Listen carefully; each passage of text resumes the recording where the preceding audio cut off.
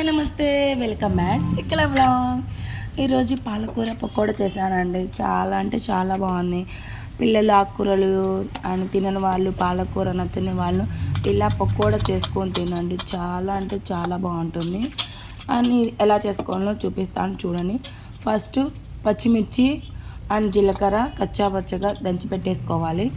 ఆ నీళ్ళు పక్కన క్లీన్గా చేసుకొని పాలకూర సన్నగా కట్ చేసుకొని దాంట్లో పసుపు, కొద్దిగా సాల్ట్, మనము పెట్టుకున్నాం కదా పచ్చిమిర్చి, అది వేసుకొని కొద్దిగా కలిపేసుకొని అండ్ శనగపిండి కూడా తగినంత శనగపిండి వేసుకొని గట్టిగా మనము మెదపకూడదు, జస్ట్ అలా కలిపేసుకొని కొద్దిగా మనకు సరిపడ వాటర్, ఎక్కువ వాటర్ పడవు దాంట్లో, జస్ట్ కొంచెం వాటర్ వేసేసుకొని ఆయిల్ బాగా హీట్ ఎక్కని అవసరం లేదు, మీడియంగా హీట్ ఉంచి అవి బాగా వేయించేసుకోవాలి.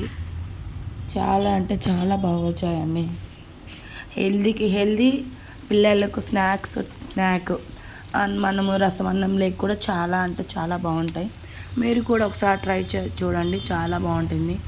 పాలకూర అందరూ నచ్చిన వాళ్ళు ఉంటారు కదా, ఇలా చేసి పెట్టారంటే మొత్తం యాడ్ చేసేస్తారు.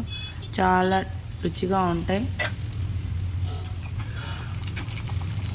చూపించిన విధంగా చిన్న వేసుకుంటే బాగుంటాయి. అండ్ తొందరగా కూడా వేగిపోతున్నాయని, చాలా తొందరగా వేగుతాయి. చాలా క్రిస్పీగా కూడా ఉంటాయి.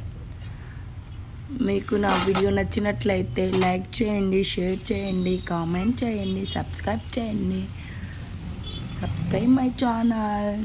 థ్యాంక్ యూ అండి. ప్లీజ్ సపోర్ట్ మీ. ఇలా సపోర్ట్ చేస్తూ ఉండండి. ఇలాంటి మంచి వీడియోలు పెడుతూ ఉంటాను. ప్లీజ్ మీరు కూడా ట్రై చేసి చూడండి, బాగుంటాయి. బాయ్. బాయ్.